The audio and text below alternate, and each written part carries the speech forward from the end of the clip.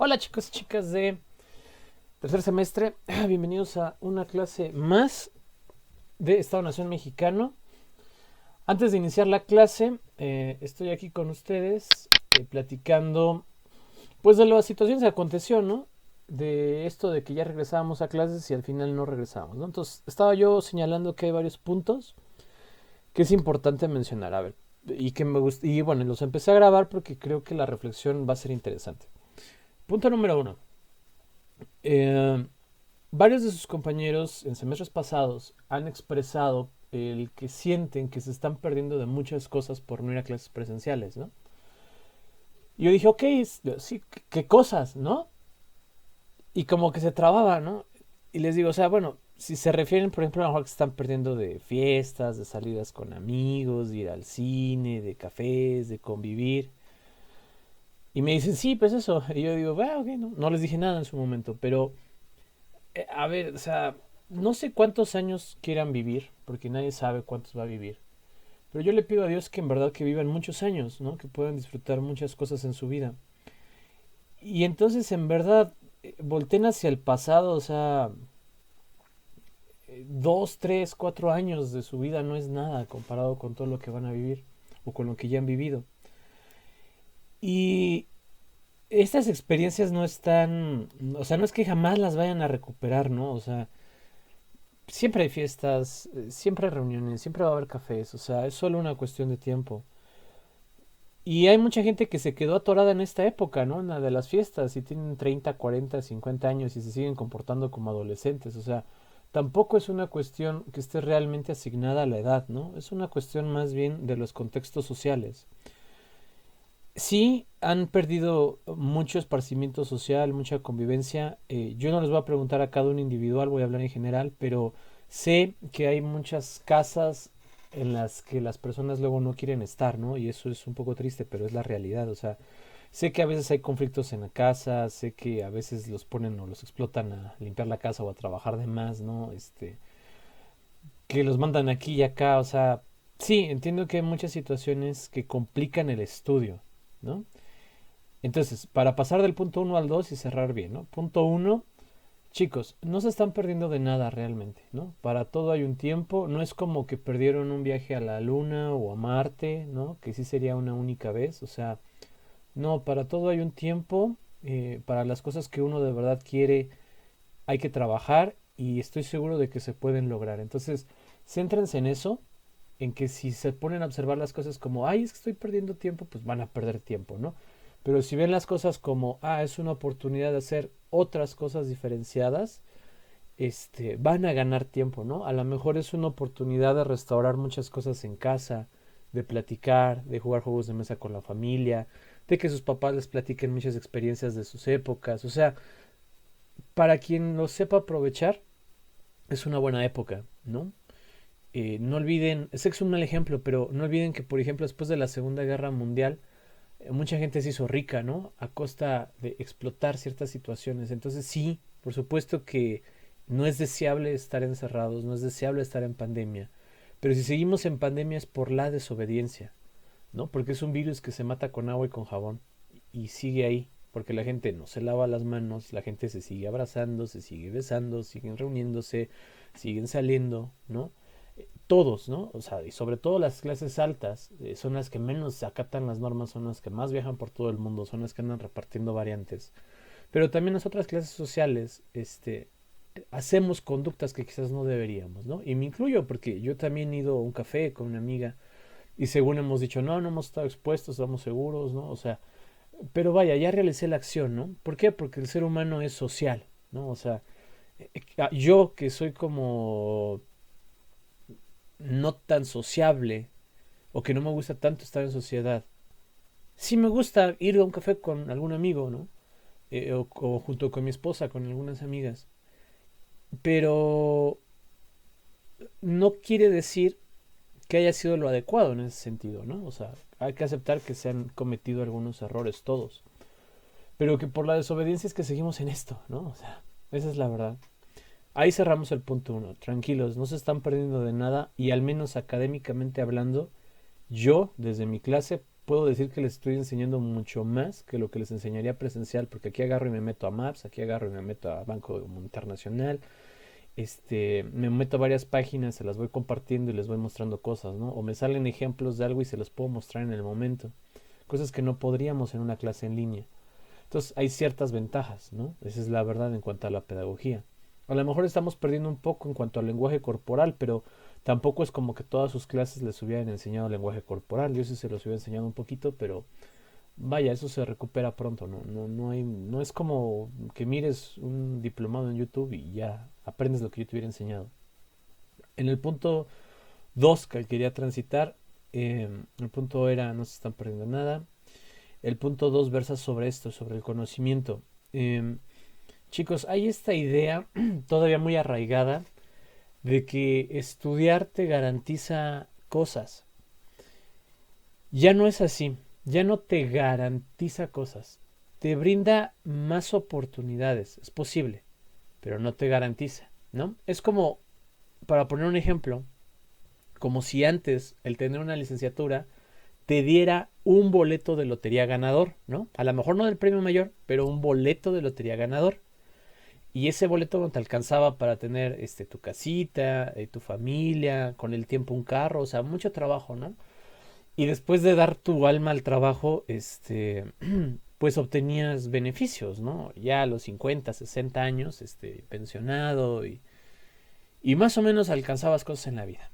Hoy en día la educación, en la mayoría de los casos, ya no te da un boleto ganador. Te da muchos boletos de lotería, pero no boletos ganadores, ¿no? Esa es la diferencia. ¿Alguno puede ganar? Sí. Hay gente que estudió y desarrolla su carrera muy bien porque lo hizo muy bien, le gustó mucho, trabaja a fondo en ella y son profesionales extraordinarios. Pero hay muchas otras personas que no consiguen esto y no es su culpa per se, ¿no? O sea, las condiciones contextuales son muy diferentes. Si estoy sacando a 40 médicos por semestre y solo hay empleo para 20, ¿qué hacen los otros 20? A fuerzas 20 van a quedar afuera. Aunque los 20 tuvieran promedio de 9.8 y los que se quedaron de 9.81, ¿no?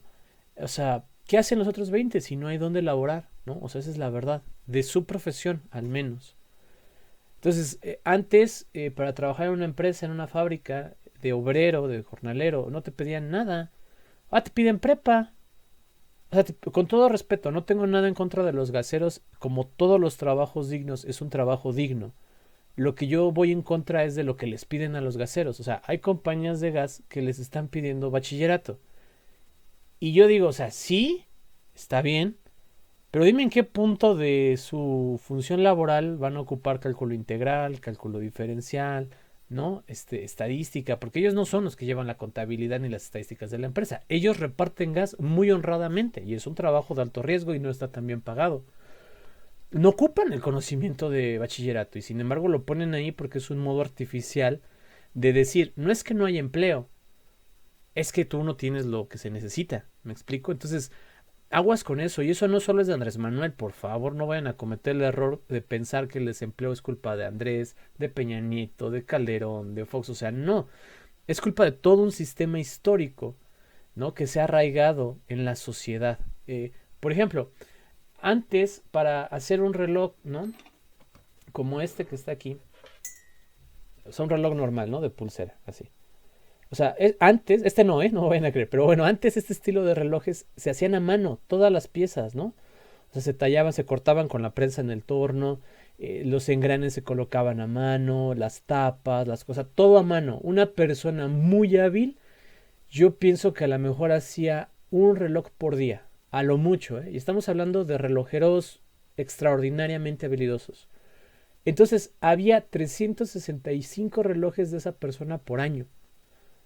Y luego, muchas empresas, pero la que más destaca es Casio. Yo no tengo un Casio, pero bueno, Casio saca una serie de relojes como estos, ¿no? Estos tienen un sistema de cuarzo para llevar el calibre del reloj de la hora para que no se pierda. Es un poco complicado, pero lo pueden buscar. Y estos no, estos son digitales. Eh, y estos relojes hacen 365 no al año, sino por minuto hoy en día, ¿no? Entonces es una máquina. Entonces díganme, ¿cómo queremos que haya empleo si ya no se necesita tanto empleo. Esa es la verdad, es algo que la gente no ha querido ver. Váyanse un día al campo y vean esos arados impresionantes. Y lo hace un tractor, ¿no? Bueno, hay personas también, pero la mayoría de las veces lo hace un tractor. Y lo que un tractor hace en un día, lo hacían como 100, 200 personas. Entonces, ¿de dónde quieren que saquemos empleo si ya no es necesario que toda la gente trabaje, al menos en nuestro modo de producción? Eso es a lo que voy. En producir para nuestra supervivencia como especie, no es necesario que todo el mundo trabaje. Todo el mundo trabaja porque el dinero se convirtió en el método tradicional de cambio de bienes y servicios. Si no trabajas, no tienes dinero. Si no tienes dinero, no compras ni bienes ni servicios. Pero para la supervivencia de la especie humana ya no es necesario que todos trabajen. Prueba de esto es lo siguiente. Montones de comida que se echa a perder todos los días en los almacenes de Walmart, Aurrera, etcétera. En Kentucky, en Burger King, McDonald's, donde quieran. No, prueba de otro, montones de carros, de televisiones, de computadoras, de laptops, de celulares, que se regresan, se deshacen, se quitan componentes y se arman componentes nuevos porque nadie los compró, ¿no? O sea, producimos sobrado, producimos una exageración. O sea, no es necesario. Prueba de esto, volteen a ver su closet, ¿no? O sea, si tienen más de una chamarra, dos, tres, o sea, realmente cada que las usamos, ¿no? O sea, a lo mejor nada más necesitamos una ligera, una medio gruesa y una gruesa, ¿no? Para cuando hace frío. O sea, si tienen más de dos, tres suéteres, o sea, a lo mejor solo necesitamos dos, ¿no? Si tienen más de, no sé, cinco pantalones, bueno, a lo mejor más necesitarían tres y lavarlos, ¿no? Pero somos una sociedad que piensa que su valor, que su calidad, que lo importante de la persona depende de la cantidad de cosas que tiene o que consume, ¿no? O sea, pasamos a una sociedad de la estética. Está muy buena ese concepto, estética de consumo. Y eso nos ha jugado muy en contra, ¿no? O sea, nos ha jugado muy en contra en todo. Tanto así que hay ciertos comportamientos absurdos, como voy a avisarle al profe que no voy a entrar a clase porque me voy a ir a protestar. No, o sea, pierde todo el sentido de la protesta. Si tú vas a ir a protestar, ve y protesta, o sea, vas a sufrir consecuencias, pero se sobreentiende que estás prefiriendo hacer valer tu voz que las consecuencias de faltar a clases, ¿no? O sea, uno pensaría, pero ahora queremos lo mejor de ambos mundos. Ay, quiero ir y quejarme, pero que no haya consecuencias, ¿no? No ustedes, estoy hablando en general. Quiero ir y expresar esto, ay, pero que no me digan a mí. Yo quiero decir, pero que no me contesten. O sea, no, no es así. ¿Todos tienen una opinión? Sí. ¿Debemos ser permisivos con algunas opiniones? Sí. Todas las opiniones son valiosas para nada, ¿no? O sea, para nada. Que la gente pueda opinar no quiere decir que sea una opinión de valor. O sea, si yo les doy mi opinión respecto a cómo hacer un edificio, pues por favor descártenlo totalmente porque yo no soy arquitecto, ¿no? Se les va a caer si me hacen caso. Si yo les doy una opinión sobre cómo hacer una cirugía, o sea, descártenla totalmente porque yo no soy médico, van a matar ahí a la persona. Pero si yo les doy una opinión sobre desarrollo, sobre planeación, sobre ciudadanía, sobre movilidad social, tómenla muy en cuenta, porque son los temas en los que me he especializado, ¿no? Es así con todo. O sea, sí, la gente puede opinar, por supuesto, pero no por eso las opiniones son valiosas. Y esa es la verdad, ¿no? Ese sería el punto 2. Punto número 3. Regresando a la situación. Lo mejor que puede pasar es que no haya clases presenciales. Así se los digo. Si nos vamos a lo que aconteció en Europa, ya se los había platicado. El primer modelo fue el siguiente. Regresaron a clases, sobre todo educación básica, y en cuanto había un niño enfermo, la escuela cerraba, ¿no? O sea, eso fue la primera ola. Durante la segunda ola, que fue diferenciada de México, ¿no? O sea, durante la segunda ola en España el protocolo fue, en cuanto hay un niño enfermo, se cierra el grupo, pero la escuela sigue. Y ahora el protocolo último que yo vi era que cada vez que había un niño enfermo, se aislaba a sus compañeros de alrededor y los demás del grupo seguían. ¿Y qué creen? O sea, los casos en España en niños y en adolescentes siguen siendo muy altos, ¿no? En Europa siguen siendo muy altos. Y aquí hay que saber entender y salvaguardar las diferencias. O sea, el sistema médico de Europa es muchísimo mejor que el nuestro en cuanto a capacidad, porque en Europa no tiene que atender a una población potencial de 130 millones de habitantes, ¿no? O sea, no es así. Y miren, vamos a hacer uso de la tecnología. Les voy a compartir pantalla. Una ventana. Esta, compartir. Y nos vamos a Google y le ponemos población. Pues vamos a Banco Mundial. Banco Mundial, data. Y aquí le damos población total.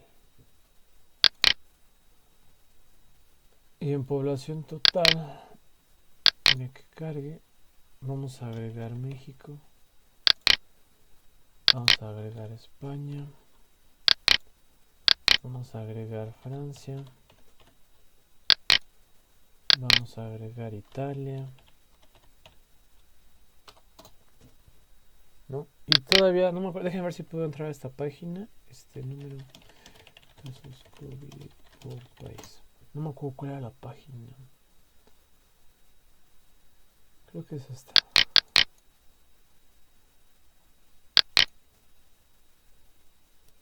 Al 4 de febrero de 2022. Ok. Ahora, no, rechazar. Vamos acá. Primero a esto. Ahorita lo modificamos. ¿Sí se ve? Sí, ¿no? Sí. Sí se ve. Va. A ver. México tiene una población de... Bueno, son 130 según INEGI, ¿no? Pero este dato es de 2020 en el Banco Mundial. 128. Francia, 67 millones. Italia, 59. Y España, 47. Nunca vayan a pensar que México le puede dar a su población lo mismo que le pueden dar estos países. Porque no es así, ¿no? O sea, es una gran diferencia de población. Eso quiere decir que si en España le vas a dar un celular a cada persona, tienes que dar 47 millones de celulares, ¿no? Por decir. Pero si en México le quieres dar un celular a cada persona, tienes que dar 128 millones, o sea, 3 veces más que España. Por eso es muy complicado un país como México, porque es extraordinariamente grande. Necesita otras cuestiones. Ahora, vamos a dejar México. Vamos a eliminar estos. Y vámonos aquí. Países, número de casos confirmados de coronavirus en el mundo. Es una buena fuente, pero bueno, solo lo vamos a usar de manera ilustrativa, ¿no? Estados Unidos es el primero. Entonces aquí vamos a poner Estados Unidos. Luego, el segundo es India. India. Luego, el tercero es Brasil. Luego, el cuarto es Francia. Francia. El quinto es Reino Unido. No sé si aquí aparece como Reino Unido. Sí, Reino Unido. Si no sé, podría ser por separado. Reino Unido. Luego es Rusia. Rusia.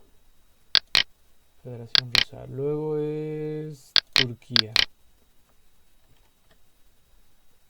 Turquía. Y luego es Italia. Italia. Y luego es Alemania, España. España. ¿No? Y luego vendría Argentina, Irán, Colombia, Polonia y México. México tiene 5 millones, ¿no? Quedémonos con eso. Vamos aquí. Voy a quitar a India. India, pues es el que tiene más población, no en el mundo, porque China le gana, pero bueno, es uno de los más poblados, ¿no? Me está jalando mucho la estadística hacia acá. Entonces, vamos a quitar a India para que los otros se hagan un poquito más visibles. Fíjense, México en estos sería el quinto país más poblado, ¿no? Si estuviera India aquí adentro. Y siendo el quinto país más poblado, no es el quinto país en casos de COVID, ¿no? O sea, aquí sería, a ver, es 1, 2, 3, 4, 5, 6, 7, 8, 9, 10, 11, 12, 13, 14, 15. Es el 15 con más número de casos COVID, según esta fuente. Y vean todos los demás que están debajo de México: Turquía, Francia, Reino Unido, Italia, Alemania, España. Es más, si ahora quitamos los que están encima en población, que sería Estados Unidos, Brasil,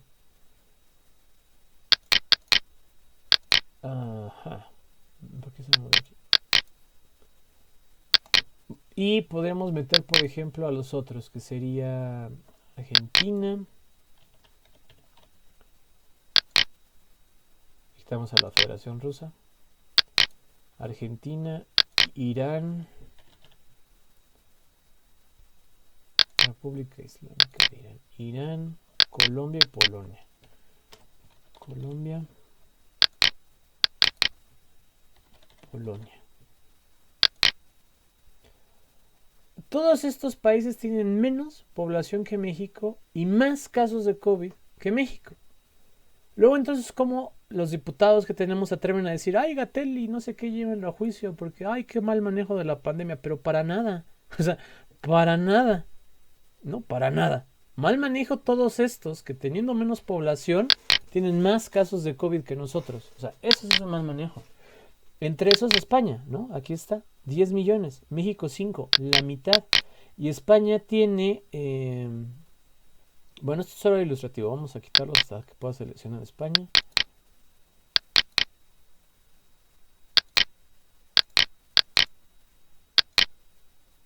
España. O sea, España tiene 47 millones. 3 veces más tenemos nosotros. Debería ser que tuviéramos 3 veces más casos que España. No es así. Hay otras variables como la densidad poblacional.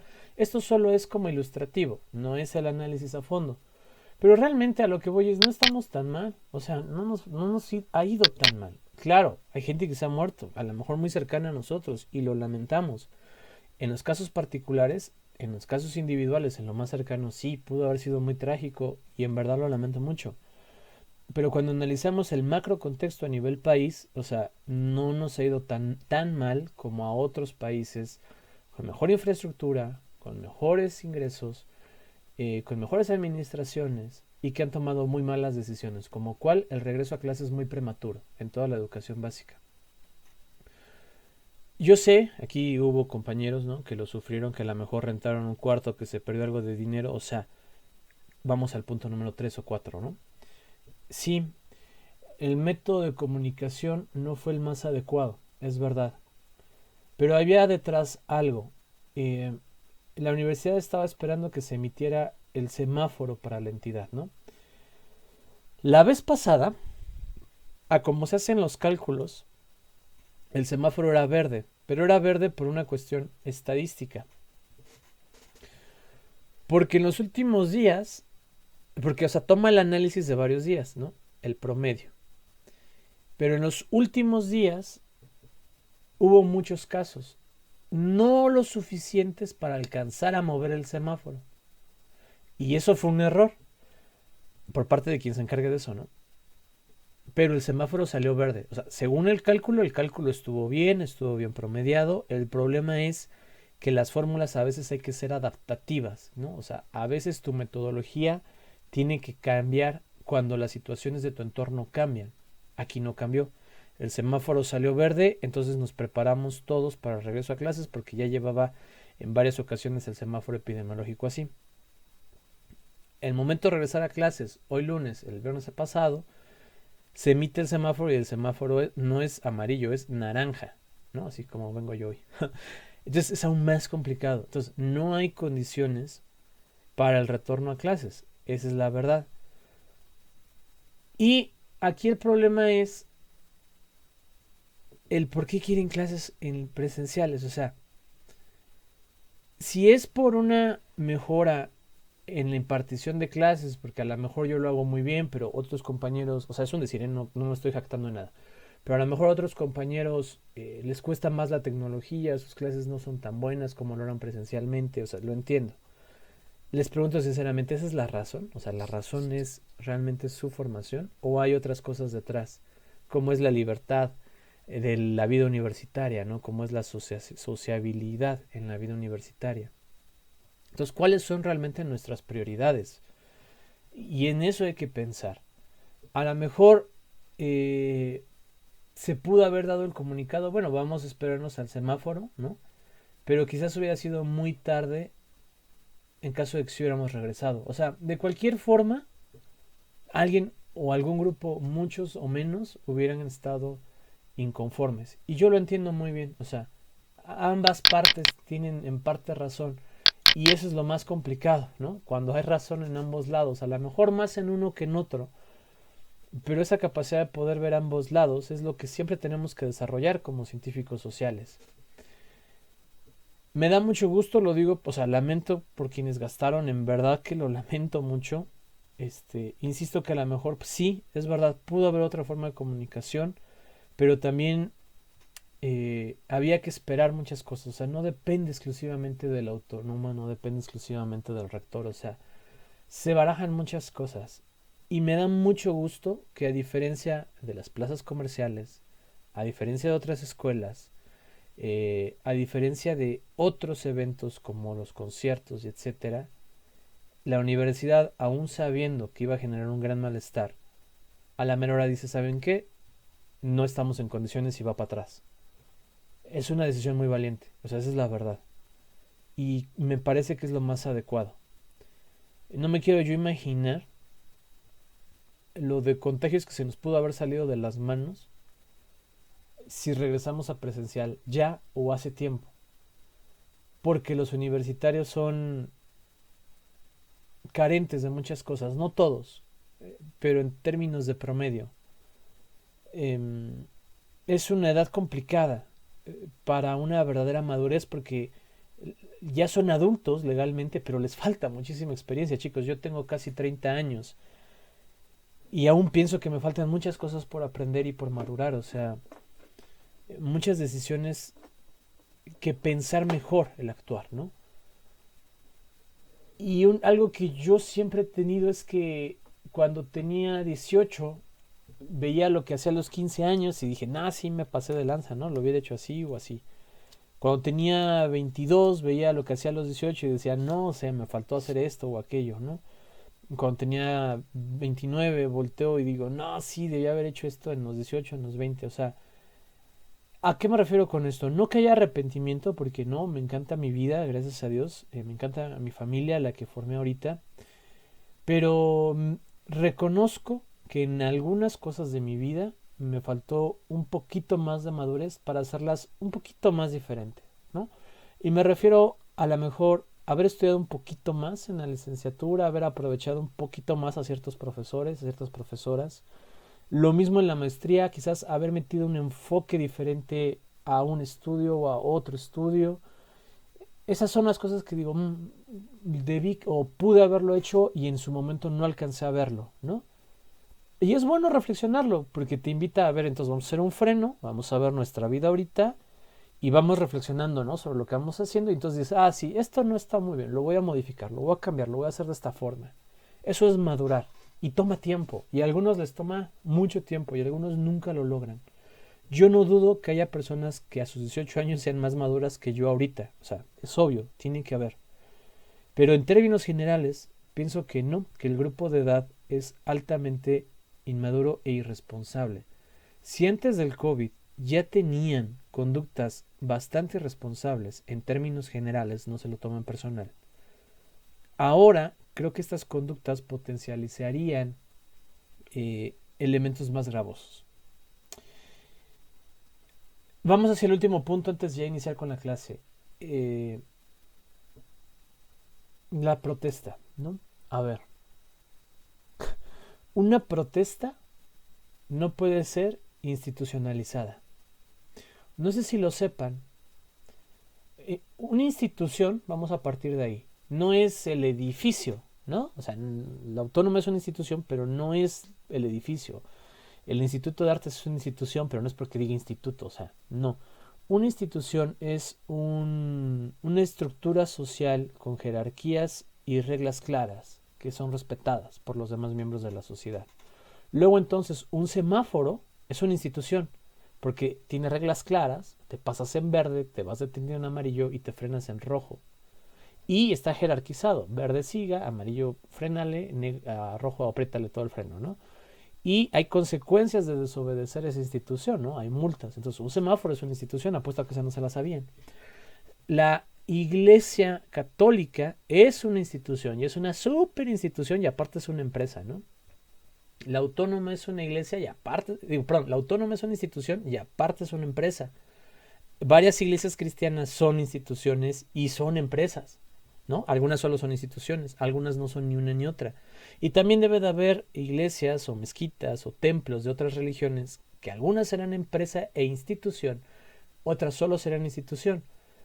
¿Por qué? Porque una empresa tiene un fin claro que es la consecución de objetivos tradicionalmente asociados al lucro, ¿no? Entonces pone es la suma de esfuerzos y voluntades así como de materiales para la consecución de un objetivo tradicionalmente asociado al lucro. Ahora, ¿a qué me refiero con que la protesta no puede ser institucionalizada? O sea, la protesta no puede tener reglas y las tiene. No sé si sabían, pero para que ustedes hagan una marcha hay que pedir permisos, ¿no? O sea, para hacer varias cosas, para pegar flyers, para pegar pancartas en vía pública, hay que pedir permiso porque de lo contrario los van a multar. No siempre los multan, casi nunca los multan. Pero si los llegan a ver y los agarran en un mal día y lo que sea, sí son acreedores a una multa. Está ahí como jerarquizado. Ahora la pregunta es, o sea, entonces ¿qué tanta protesta es si voy a avisar que el día de mañana voy a bloquear la carretera? Pues ninguna, ¿no? O sea, ninguna, no tiene peso. O sea, el pago a maestros de pensionados y jubilados, las cosas que han hecho y siguen sin pagarles. O sea, ¿por qué? Porque no hay una correlación directa entre vamos y marchamos y conseguimos las cosas. Eso es una mentira. Y hay un montón de gente que dice, ay, profe, ¿cuándo se ha logrado algo sin violencia? Yo les digo, un montón de veces, solo que ustedes no saben de historia, ¿no? Entonces, esa es la verdad. No porque las mujeres o los grupos feministas que han marchado rompan vidrios, rayen monumentos, rayen edificios, se acabó la violencia contra la mujer, ¿verdad? Ni más gente está apoyándolas, o sea, no. Son esfuerzos en lo vacío, son acciones que no están atacando el problema, ni lo están visualizando, ni lo están atacando. O sea, no hay una relación directa entre yo rayo un edificio y hoy no violaron a una mujer. O sea, ¿me explico? No la hay. Las acciones que sí tienen impacto son acciones que siempre tienen que ir por una índole más racionalizada, más pensada. Y tristemente la gente no le gusta pensar, porque pensar es extraordinariamente complicado. Pensar es difícil, pensar es cansado, pensar es agotador, pensar es tedioso. Esa es la verdad, pensar es pesado. Tanto así que consume muchas calorías, ¿no? Entonces, pensar duele la cabeza. Esa es la verdad. Estudiar duele. O sea, es complicado. Romper estos esquemas es doloroso. O sea, darte cuenta de que estabas equivocado en algunas cuestiones es doloroso. Y a la gente no le gusta el dolor, ¿no? Salvo algunas conductas anómalas por ahí, pero a la gente no le gusta el dolor. Entonces es muy complicado, ¿no? Yo les diría lo siguiente. En un sistema institucionalizado como en el que vivimos, existieron dos buenos autores entre los demás, pero dos buenos autores. Uno es Antonio Gramsci, en su serie Los cuadernos de la cárcel, si no me equivoco es el cuaderno 3 y 4, y el otro es Althusser, en Aparatos ideológicos del Estado. Ambas lecturas son muy buenas porque les van a enseñar cómo los sistemas ideológicos se reproducen, que es, esto ya va entrando a la clase, ¿no? La ideología de lo que somos, de lo que debe de ser y de cómo debe de ser, es reproducida a través de todos los medios y de todas las formas, incluyendo religión, cine, películas, noticias, escuela, gobierno, pues se llaman aparatos ideológicos. Todos reproducidos bajo un mismo fin, bajo un mismo principio, preservar el sistema en el que estamos, ¿no? Este sistema que tiene un modo de producción capitalista, este sistema que tiene un modo de mercantilización neoliberal, este sistema que genera profundas desigualdades entre los que más tienen y los que menos tienen. Porque yo no sé cuánto miden ustedes, ¿no? De estatura. O sea, no lo sé, eso no se los pregunté. Para mí en este momento no sé quién es alto y quién es más bajito o más bajita. Yo no lo sé. Ustedes no saben, Edward ya me lo puse ahí. Ustedes no saben cuánto mido yo, ¿no? Edward, digo más en la aclaración, ¿no? 1,80, profe, perfecto. Yo les pregunto, si todos midieran 1,80, ¿quién es el alto?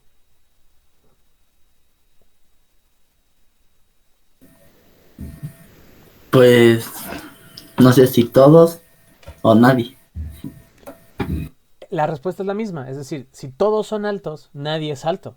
¿Me explico? O sea, si yo tuviera pura ropa naranja y solo existiera ropa naranja, no habría ropa naranja. Es decir, si todos son altos, nadie es alto. Si todo es naranja, nada es naranja. Sabemos que alguien es alto porque alguien no es alto o tan alto. Sabemos que hay algo naranja porque sabemos que hay algo azul, ¿no? Sabemos que hay algo naranja, pues porque sabemos que hay algo de verde limón, ¿no? Es así. ¿Cómo sabemos que hay ricos?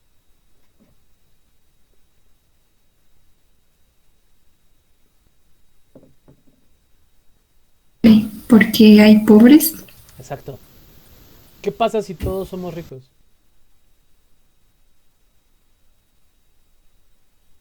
pues no existiría esa diferencia, ¿no? No habría ricos, ¿me explico? O sea, sé que es muy filosófico, pero es la verdad. Hay ricos porque hay pobres. El día que no haya pobres, no hay ricos. ¿No? Entonces pónganse a pensar en eso. En fin, quería comentarles estas cosas. Lamento mucho, en verdad, lo digo profundamente. Los inconvenientes de que sí regresaban, de que no regresaban, que a lo mejor los medios de comunicación no fueron los más efectivos, pero bueno, esto les sirve un poco de experiencia, ¿no? Y de las experiencias siempre podemos aprender. Pero al mismo tiempo agradezco mucho el no haber regresado a clases presenciales todavía. En términos de la estadística, sí, 14 días podrían hacer una gran diferencia. O sea, podrían, ¿no?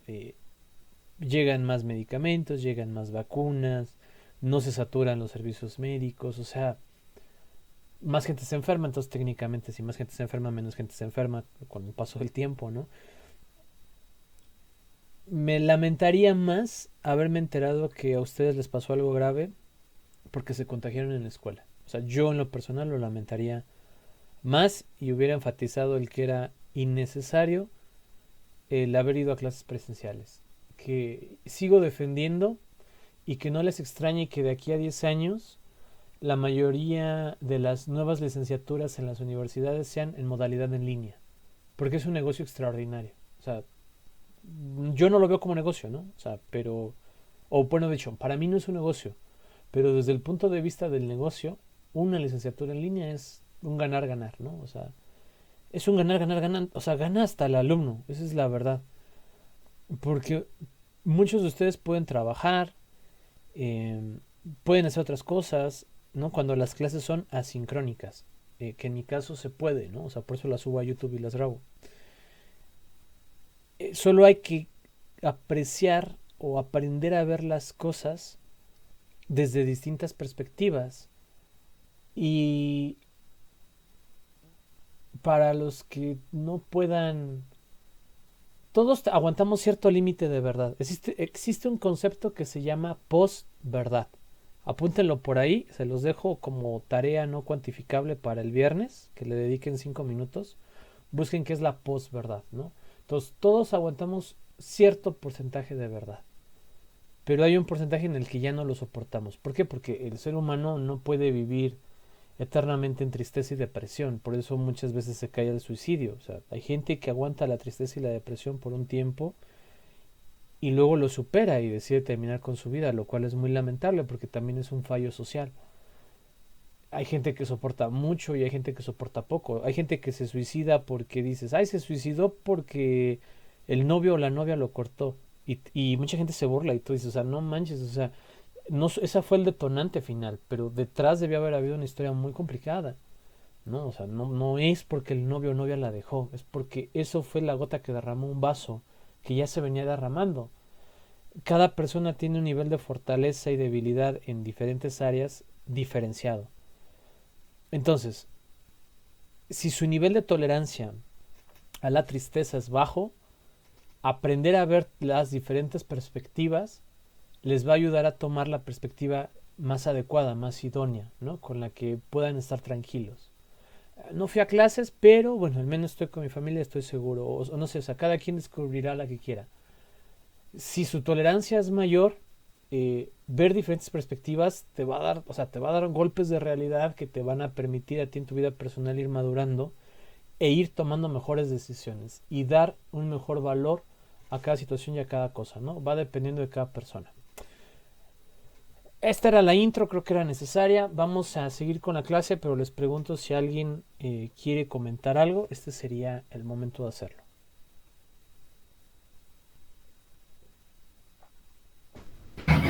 Puedes decir que, bueno, no, entonces no creo que regresemos este semestre porque, o sea, si el semáforo, por ejemplo, lo ponen en verde, que es el 18 o 20, y cambia cada 15 días, creo, ¿no? Sí, Y si lo vuelven a poner en amarillo, nos tenemos que regresar y vamos a estar así como jugando. No sé si muy decirlo así. bien. Eso se llama madurez. O sea, ya comprendió un poquito el sistema. Es así. O sea, sé que parece chiste. O sea, es un muy mal chiste, pero sí. O sea, si regresamos, estamos en verde y luego resulta ser que se están contagiando, que se están enfermando y nos vamos a naranja, otra vez nos vamos. Yo pienso que y se los dije, es que, a ver, no tengo ni idea de cómo vamos a trabajar. Yo se los dije, fue muy claro. O sea, no sé cómo vamos a manejar presencial y virtual al mismo tiempo. Y mi respuesta era muy honesta, no lo sé. O sea, no había una orden institucional, no hay un protocolo real del trabajo en clase. Tenemos protocolos muy buenos al interior de cómo sería la sanidad, ¿no? Las rutas, etcétera. Pero lo que no tenemos es la parte de la pedagogía. ¿Cómo va a ser? O sea, no nos habían informado nada. Y yo sí esperaba una circular por parte de los profesores. Eh, y no recuerdo si fue en este grupo o en qué grupo me dijeron, pues sí nos vemos el lunes, ¿no, profesor? Algo seguro ya. Y yo le dije, pues no sé, ¿no? O sea, nada pasa hasta que pasa. Y realmente no lo sabía. Entonces, en ese sentido, sí, compañero. O sea, es muy probable que sea así. Si este semáforo creo que es caduca, aquí tengo el calendario. Está vigente hasta el 18, creo, ¿no? Hasta el viernes 18 de ser el comunicado de la autónoma. Y ahí se emite otro. Y si el 18 ya está en verde, a la mejor, no lo sé. Regresamos del 21 al 25 o hasta el 4.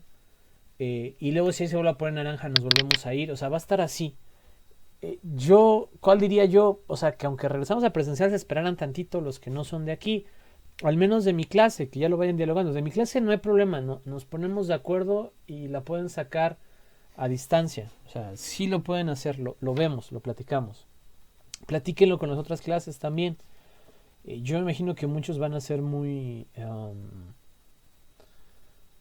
tolerantes, ¿no? Con esta situación, en el caso de los profesores. Una cosa será lo que se diga a nivel general y otra cosa es lo que realmente podemos hacer al interior de cada clase, de cada instituto y de cada licenciatura, pues con la autonomía que tenemos.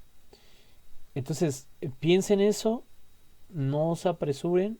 Hubo mucha gente que desde que se empezaba a rumorar el miércoles pasado ya les surgía irse de su casa y se empezaban a mover. Yo lo noto porque vivo cerca de la universidad, ¿no? Entonces veo el movimiento de estudiantes que llegan, estudiantes que van.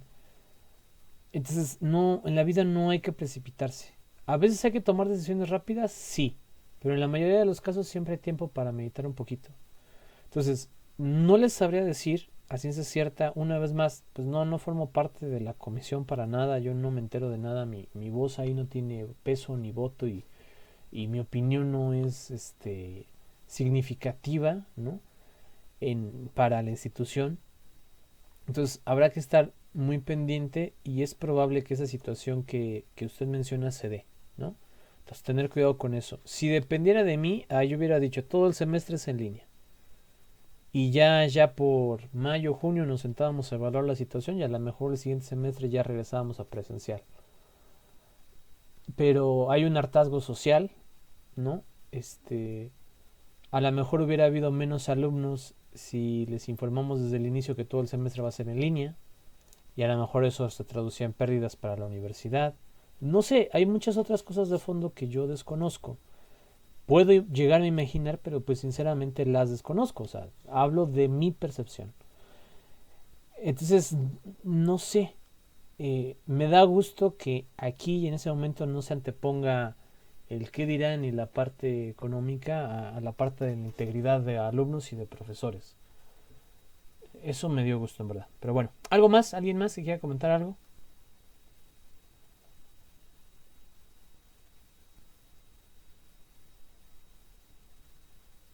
¿No? No, profe, ahorita no. Va. Les comparto otra vez pantalla. Nos regresamos a la clase. Bueno, estamos en clase, ¿no? Esto forma parte de la clase, pero me refiero al contenido temático. Y vamos, esto ya lo vimos. Vamos ahora, ¿qué es nación? Ya vimos qué es Estado, ¿qué es nación? Y para eso utilizamos este artículo, ¿no? El concepto de nación, Enrique Aute Soler, de Rodríguez Patiño y Rubén Darío. Y nos dice lo siguiente, Rodolfo Mario: la nación es el complejo de las fuerzas espirituales propias de cada pueblo. Es un organismo espiritual de base natural que crece y se desarrolla en el tiempo. Espérenme. ¿Estás bien? Ah, ok. Ya, aquí estoy, perdón. Que crece y se desarrolla en el tiempo. Arte, lenguaje, literatura, religión, costumbres son los ingredientes que componen esa unidad orgánica y dinámica que evoluciona lenta e inexorablemente hacia su pleno y total desenvolvimiento. Otra definición dice: una comunidad estable, histórica, formada de idioma, de territorio, de vida económica y de psicología, manifestada en la comunidad de la cultura.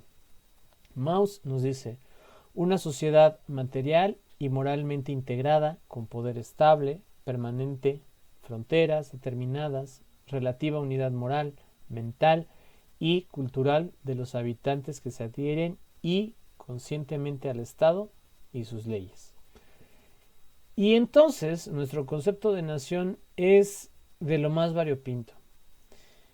Una nación se integra o es formada por un grupo de personas que comparten lenguaje, arte, religión, costumbres.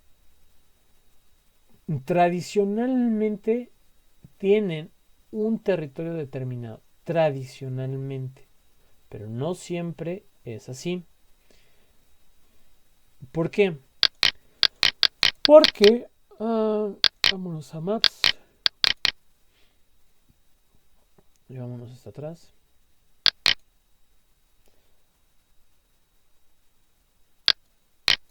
Uno de los casos más conocidos es el ahora Estado de Israel. Ahí está. Que está bien raro, ¿no? No sé si ahí se ve su frontera. O sea, su frontera es como así, y luego aquí le hace así en agua a Jerusalén, y luego se va hacia arriba. El pueblo de Israel, durante mucho tiempo, sobre todo en la época mundial un poquito hacia atrás, de la Segunda Guerra Mundial hacia atrás, carecía de un territorio. O sea, no tenía un territorio delimitado como este. Y era un pueblo que peregrinaba entre Egipto, ¿no? Y toda esta parte que está aquí, el Líbano, Siria, ¿no? De hecho, en la Biblia, pues usted, bueno, supongo que conocen la historia de Éxodo, donde el pueblo de Israel sale de Egipto, ¿no? Pues Egipto es ¿no? Entonces atraviesan esta parte de aquí para llegar hacia esta que es la tierra prometida, ¿no? A partir de la Segunda Guerra Mundial y con la persecución tan intensa que sufrieron los judíos eran una nación, compartían una religión, tradiciones, un lenguaje, el hebreo, ¿no? Cultura, folclore, pero no tenían territorio, pero eran una nación, la nación judía. Y la ONU, si no me equivoco, les otorga un territorio después de la Segunda Guerra Mundial, que es este. Ahora, ahí hay un buen de problemas porque no le preguntaron ni a Jordania, ni a Egipto, ni a Líbano, ni a Siria, y nada más se los quitaron, ¿no? O sea, porque pues, técnicamente hablando, las potencias europeas y Estados Unidos tienen más fuerza que estos países e impusieron, ¿no? Que este fuera el territorio de Israel. Pero bueno, esa es otra historia más compleja que no quiero ahorita entrar, ¿no? Pero después de muchos años, Israel tiene por fin un estado, ¿no? Y aquí está, por ejemplo, Nazaret, ¿no? Jesús de Nazaret, el Nazareno. Y varias ciudades bíblicas están por aquí establecidas. Me perdí, ¿dónde está? A Jericó, ¿no? Me perdí, espérenme. Quería llegar a Jerusalén para mostrarles lo raro que está ahí. Ah, ya lo vi. Y Jerusalén tiene esta raya que no sé si alcanzan a ver aquí, que es muy punteada, lo pueden buscar ustedes en Maps luego, que divide Israel, ¿no? O sea, Jerusalén es una ciudad a la mitad. Una parte le pertenece a Israel y la otra parte es de... ¿Cuál es el país que está al lado? Eh, no me acuerdo si es de Jordania o de Cisjordania. Hay un conflicto bien raro en Medio Oriente. No soy experto en, ¿no? Lo que sí sé es que aquí la limitación es muy complicada. Entonces, por mucho tiempo, ellos no tenían un territorio y eran una nación, porque compartían, una vez más, en la clase, eh, el arte, la lengua, la literatura, la religión, la historia. Nos vamos acá. Hay otras naciones bien interesantes. Por ejemplo, Reino Unido. Reino Unido en realidad se compone de otras naciones, ¿no? Como es, por ejemplo, Inglaterra, Gales, Irlanda del Norte, Escocia, y hay otro país por aquí chiquito perdido. ¿Cuál es? Eh, Vamos a lo mejor lo buscamos en Google para no mentirles. ¿Qué países conforman Reino Unido?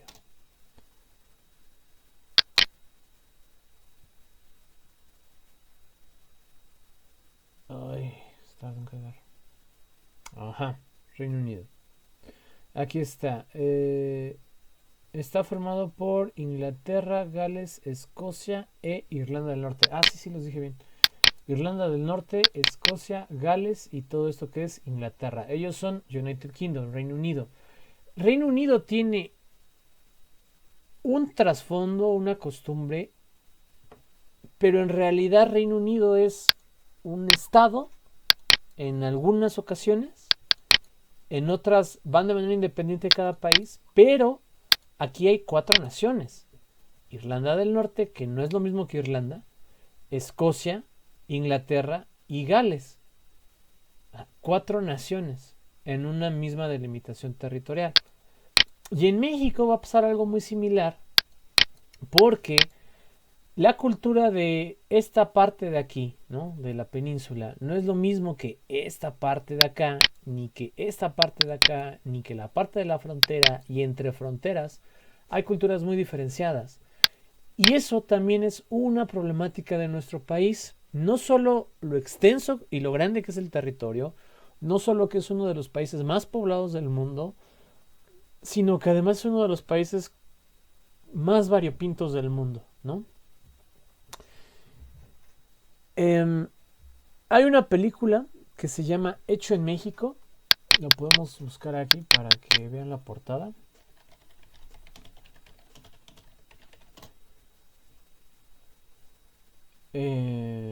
Bueno, pues es esta, ¿no? Está aquí.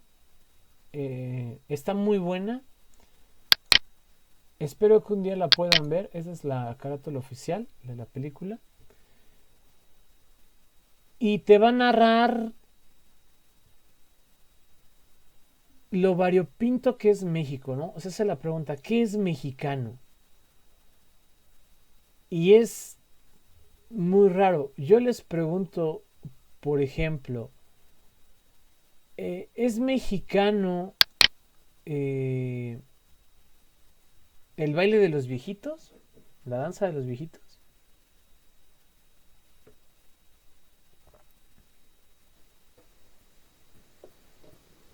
Pues no, podría decir que no, porque no todos comparten esa tradición. Ok, ¿los demás?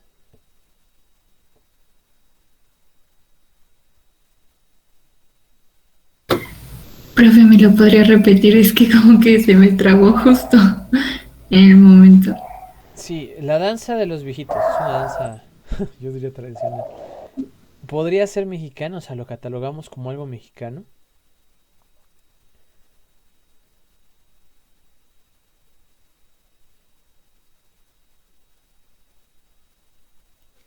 Pues sí es algo mexicano, pero no es algo que se celebre o lo hagan en todos los pueblos, ¿no? Ok.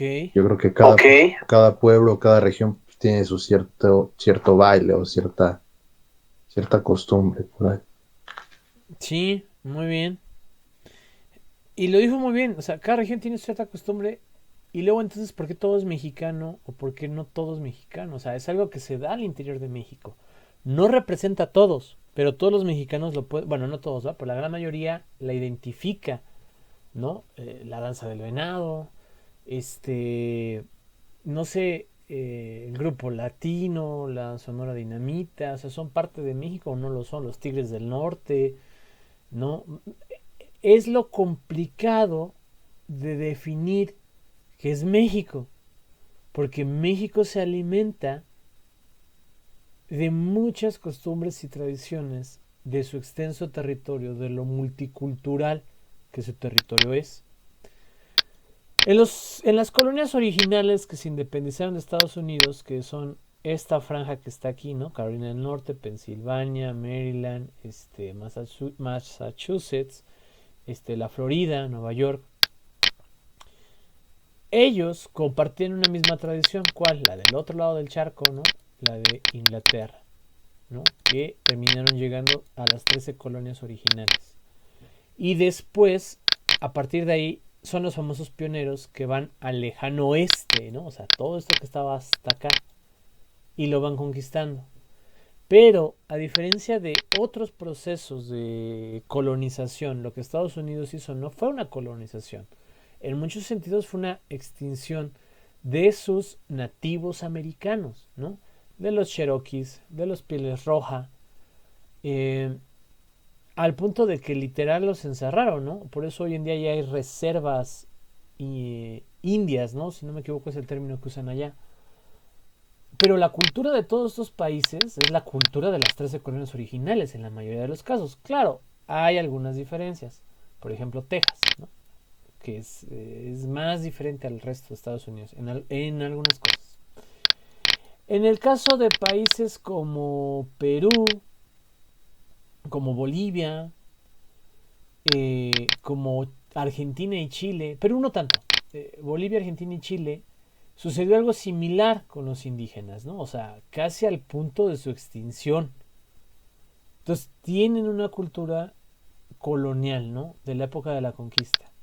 En el caso de México se dio como que un poquito de ambos mundos, ¿no? O sea, grandes matanzas, pero al mismo tiempo se colonizaron ahí sí muchos grupos étnicos del país, ¿no? Tarahumaras, otomís, ñañús, y un pames, y un buen que no tiene ni idea qué hay en todo el territorio, ¿no? Y cada pueblo de ellos ya era una nación, porque ya compartía un lenguaje, una cultura, una tradición. Lo que España vino a hacer es como tratar de homogeneizar cosas que son tan dispares, tan poco homogéneas, y crearlo o conformarlo como que eso es México. Y entonces México es súper complicado, ¿no? Y me regreso a la clase. Entonces México va a tener este censo 2020. Solo las extraje de ahí solo de manera demostrativa, no las vamos a ver a fondo, pero pueden buscar el censo. México tiene gran variedad, ¿no? 51.2% mujeres, 48.8% hombres, ¿no? Está muy equilibrado en ese sentido. Oaxaca tiene el mayor porcentaje de mujeres con 52.2% y Baja California Sur el mayor porcentaje de hombres con 50.8%. Eso quiere decir que el resto de estados está bastante pareja esta condición. Luego, en población de 3 años y más hablante de lengua indígena para 2020, tenemos que equivale a un 6.1% de la población en México, que representan 7 millones de personas que hablan una lengua, ¿no? Y ojo, cada lengua es un mundo. Hay palabras exclusivas del español, hay palabras exclusivas del inglés, hay palabras exclusivas del alemán, hay palabras exclusivas de nuestras lenguas madre, ¿no? Es una forma, cada lenguaje es una forma diferente de ver el mundo. ¿Cómo le explicas a un extranjero que está aprendiendo el español la expresión, por ejemplo, ya? Y que le conteste, no, pues ya, ¿no? ¿Sí la han escuchado o no? Sí, Sí, Es pero los complicado. vecinos no es muy común. Sí, denme un segundo, espérame. Sí, Zap.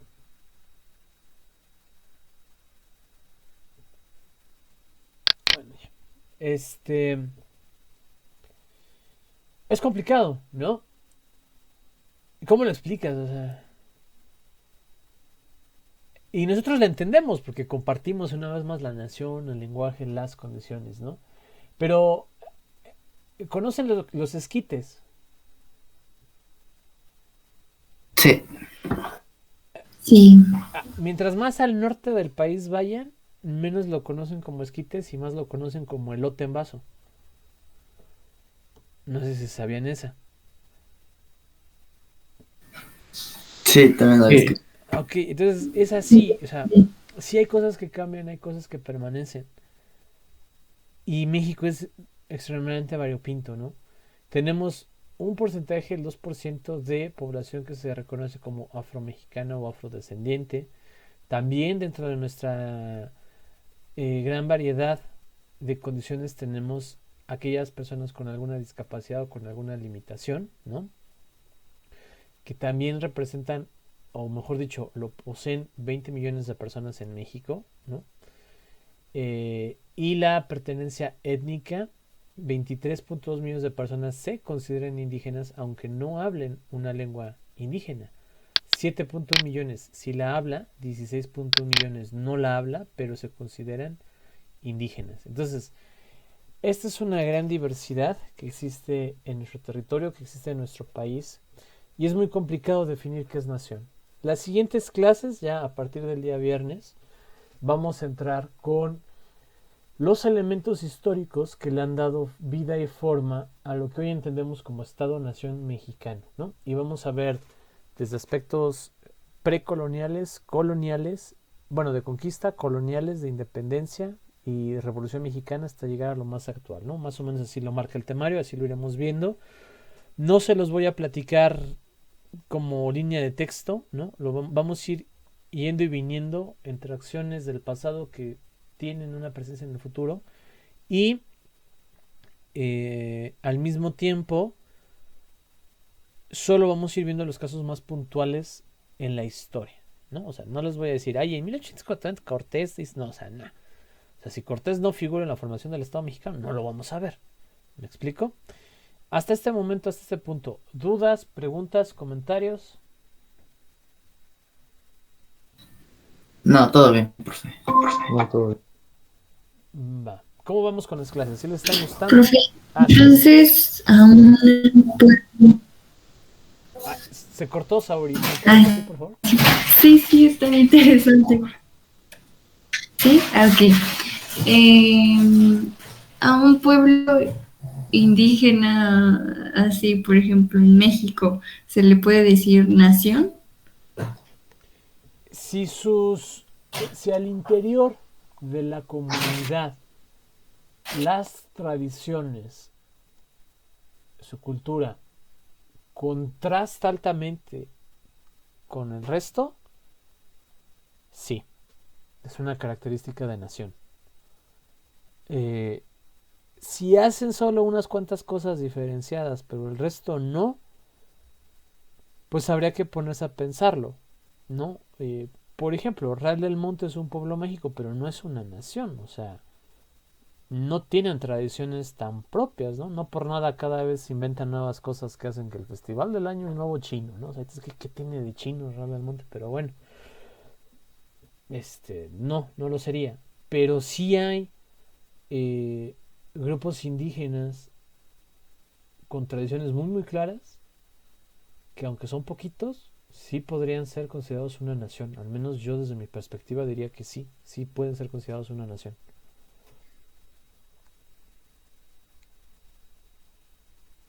Ah, vale. Ok, muchas gracias. No de nada. ¿Algo más? ¿Alguien, chicos, chicas?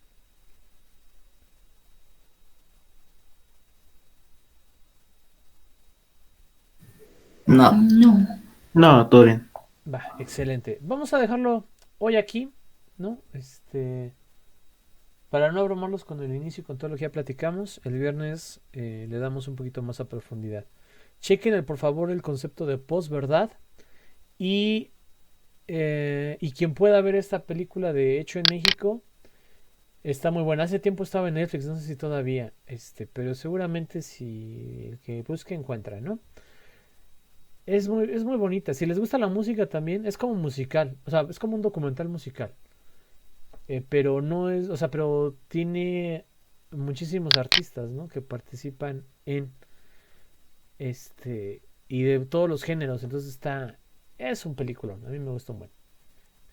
Chicos, chicas, los veo el viernes, primero Dios. Que estén muy bien, me da mucho gusto verlos. Y cualquier cosa, aquí estamos y la podemos comentar.